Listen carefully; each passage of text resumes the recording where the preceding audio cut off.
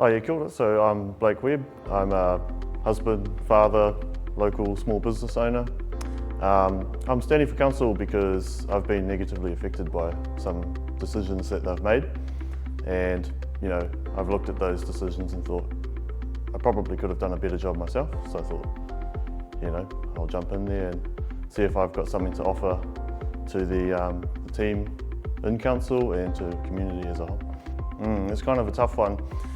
The first thing that I put as a priority is actually to see who was elected and have a chat with them and see if I find some common ground with any of them, because ultimately it doesn't matter what I tell you right now. I can't get anything done if we don't have support, right? Like a democratic framework like council, you've got to have support of other people whether you like it or not. So you can't charge in there expect you to change everything by yourself. So actually the first thing I would do is try to find some common ground with whoever is elected, and then that would be our basis for anything that moves forward. Ultimately though, I would say the financial pressures that face us is probably number two.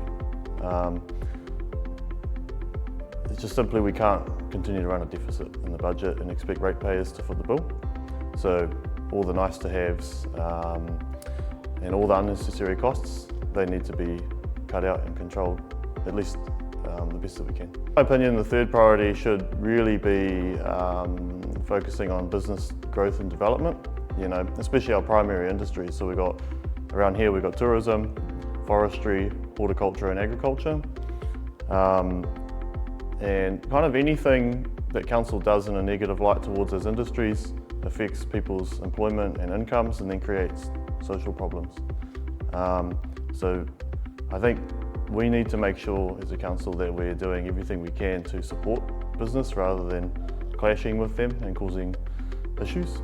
I think the most important thing is to network, get that support between myself and other councillors, and then start hitting the common sense things like balancing the budget and not overspending and taking the pressure off the ratepayers.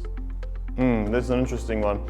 I'm not really like a part of any particular community as such, so I put a lot of thought into that actually. I'm just a member of our local community. I'm just a normal person, just like everybody else. I'm already pretty engaged within the community, I would say. Like even just yesterday I was walking up and down Gladstone Road, I went into a particular suburb and just knocked on doors. And I'm going to maintain that, even after the elections. Just keep an open line of communication with the public. I mean, you're an elected representative if you're a councillor, so you should be talking to the people that live in the district anyway. So that's what I'll do. I'm a member of our community and I will continue to talk to them. Yeah, that's a hard one because everyone's vision of success is going to look different. For me though, it's if I look back on the last 10 years, looking back and seeing what it was like back then and where we are now, I haven't really seen a lot of progress, to be honest. If I am being fully honest, I think, to be honest, it is going a little bit backwards. So for me, progress in the right areas, like we need incomes. Like we're the poorest electorate in the country. Surely there's things we can do to change that. And that's kind of like what I was talking about earlier by supporting businesses rather than fighting against them.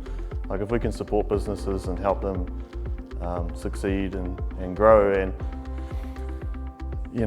that's going to create more income, more employment opportunities.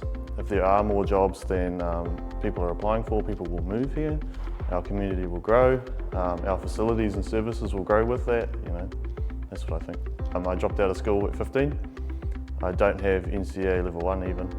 I experienced homelessness for a while, especially in my younger years. And to be honest, like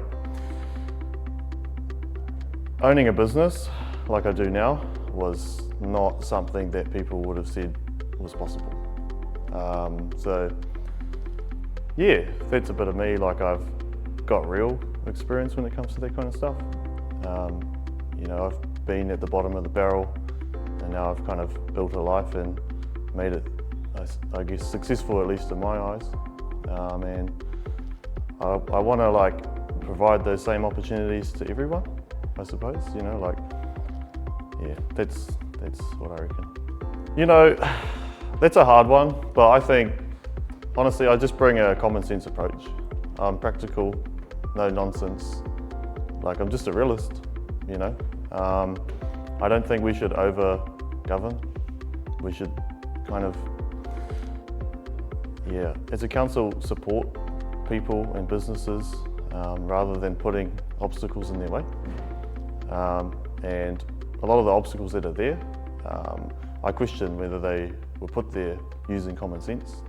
So that's what I would say is, if you want a common sense person that has a level head, that has real world experience, that's me.